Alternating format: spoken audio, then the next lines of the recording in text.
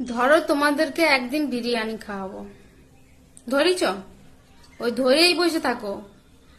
মরণ, আমি নিজেই খেতে পাই না আর তোমাদেরকে খাওয়াবো।